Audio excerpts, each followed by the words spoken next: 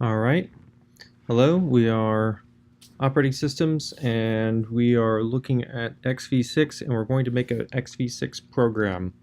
Here's some notes about what we're going to do. Okay, so what I would like to do is make a new program. These here are individual programs. Let's just take a look at echo, for example. So there's a program, there's a file called echo.c here, which is the C program. It includes some files. It looks like a regular C program. It shows up here because of something in the make file. If I go in the make file and search for echo, so those are not actually the program echo, that's because it's in a script, so it's doing the echo in the script. Maybe we'll use a different example other than echo, so it's easier to find. Why don't we do grep. Okay, so here's grep.c. There's a main, there's a usage, it does something. All right, it's a program. So now let's go into our make file and look for grep. That actually is used as a script in the make file as well. Let's try again. Makedir. Okay, there's makedir. It's not something that's actually used in the make file. Okay, so it shows up there. This uprogs is a variable in the make file that gets used here, creating the file system image. These are files that are going to be used. This is in the compilation stuff. This makedir is actually the makedir that's running on Linux to build the system. So we can ignore that one, and this one, and this one. So the ones that we need here is this underscore list and this .c list. So any utility that we want to add, we'd have to add it there. And that's pretty much it. So I'm going to start with makedir, and I'm going to make a program called primes. Sorry, makedir.c. Okay, so I'm not going to do this stuff.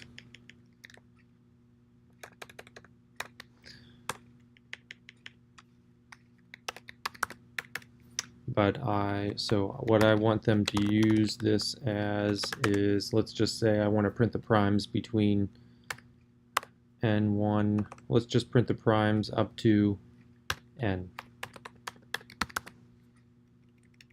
Okay, so I'm expecting 2 command line arguments. If argc is 1, I didn't get any command line arguments, and I want to just print this. Otherwise, I'll print f.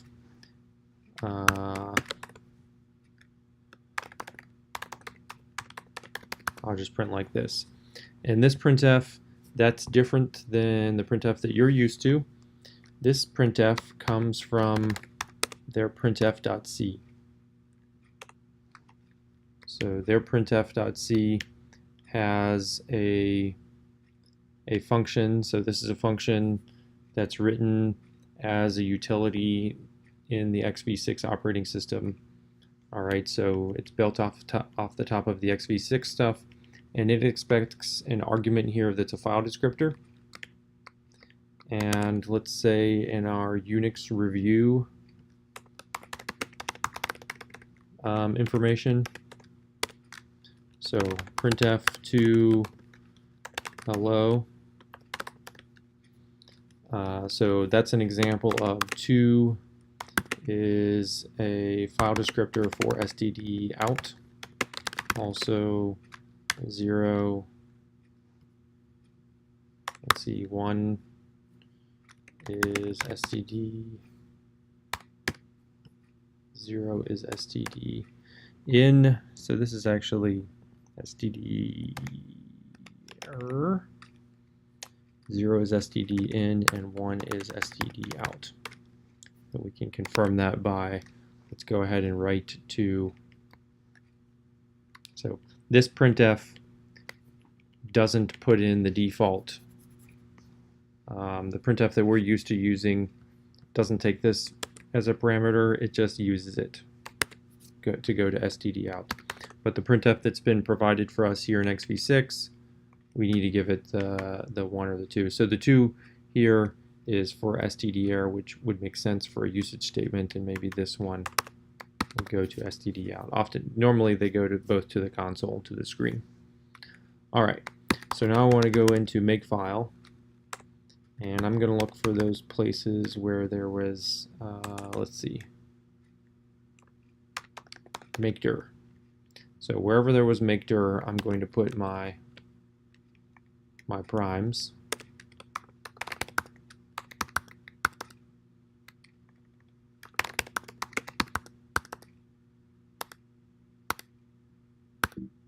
All right, let's try that. All right, so now this has gone through and it's trying to compile.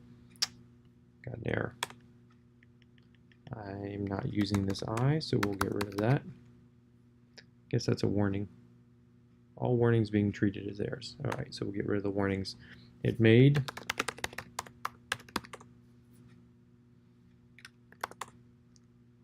Now the primes there. Okay, primes, so it gave me the usage statement and it gave me the testing.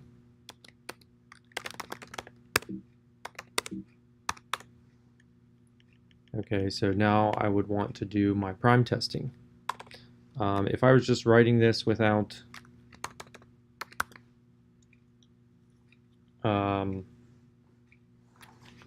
knowing that I'm in xv6, let's just do that. I would make a function called prime is prime.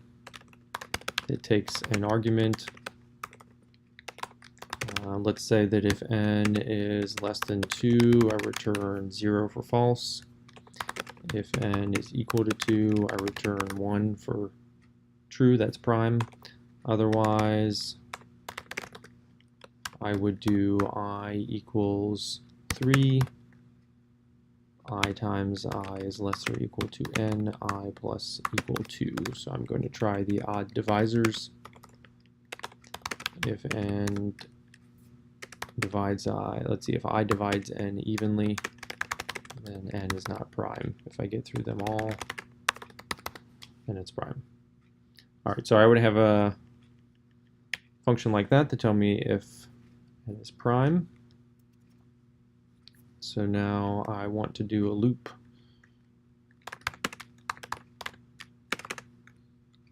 Start at 2. I would do a to I argv bracket 1. That's the first argument.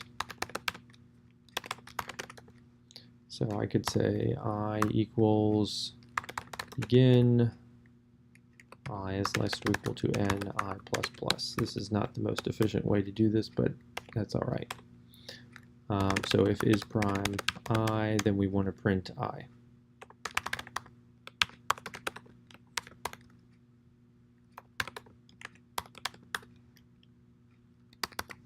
Okay, something like that.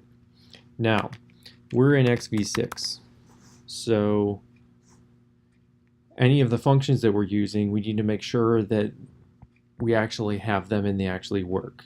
Let's look at this one, a to I. Where does that normally come from?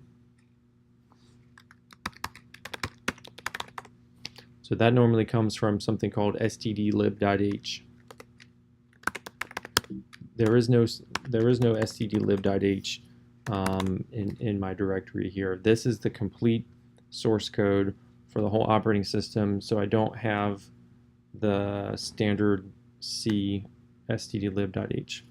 So what I do have is listed in user.h. So in user.h we have the system calls defined. We looked at these in a previous video, and these are library calls that we have. These are some string functions.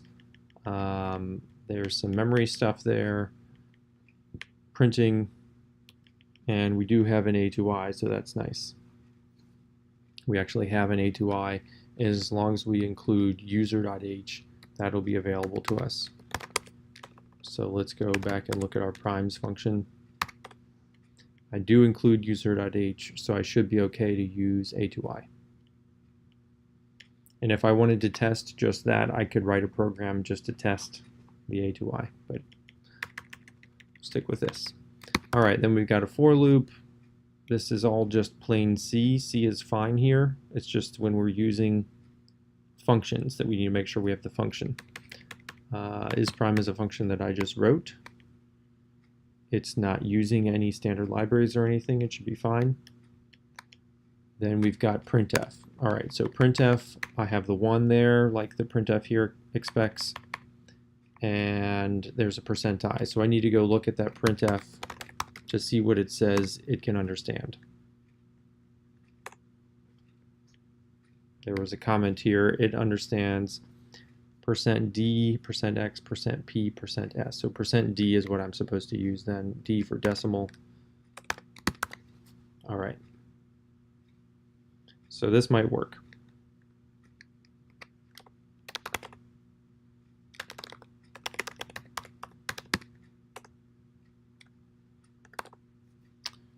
Okay, there's my program primes. 2, 3, 4, 5, 6, 7, 8, 10. So that's definitely not correct. Let's take a look at my is prime. If it's less than 0, it's not prime. If it's 2, it is prime. I start at 3, go through the odds while I'm at most the square root. If n mod I is 0, return 0 for not prime. That looks okay, probably, maybe. Let's look at this. So we're going to start at 2. We're going to go up to this argument here. If is prime equal 1, then we will print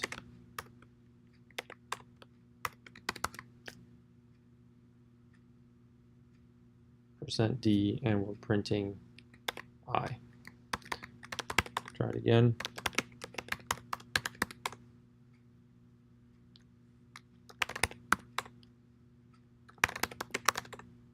Yeah, I didn't really think that was going to change anything. You may already know what the problem is. I'm going to pause here and do a little bit debug. Let's see, I'll show it on the screen for you if you want here. So you could, if you want to, you can pause the screen and see if you figure it out. Okay, I see what the problem is. This is a logical error. We could have gone through our debugging routine. So if you're staring at things long enough and you don't see what the problem is, you start printing things, but I don't think we need, so we don't need to do that here because I've stared at it long enough that I can see what the problem is. And so my thought process here is I see 2, 3, 4. So 4 is the first time that it's wrong. It should say that 4 is, it shouldn't say that 4 is prime. So I'm thinking, what happens when I is 4 here? So is prime, goes in here, this is 4. Is 4 less than 2? No. Is 4 equal to 2? No. Set I equal to 3. I times I is less or equal to n. So 3 times 3 is 3 times 3 less or equal to 4.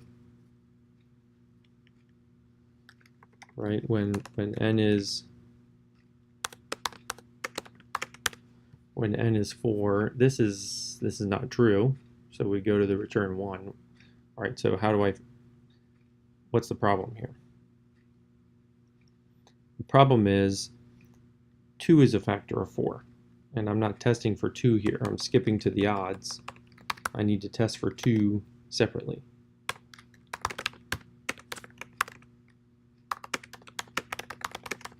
Okay, so if n is less than 2, it's not prime. If n is equal to 2, it is prime. If it's not equal to 2, but is divisible by 2, it's not prime. Let's try that.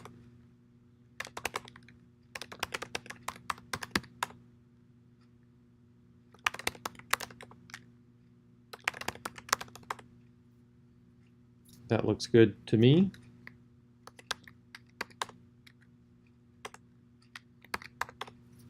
So that's one example of a program.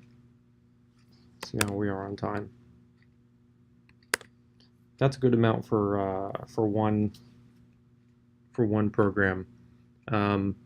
So something that we could do. So I'll put here steps to create a new utility. So that's there.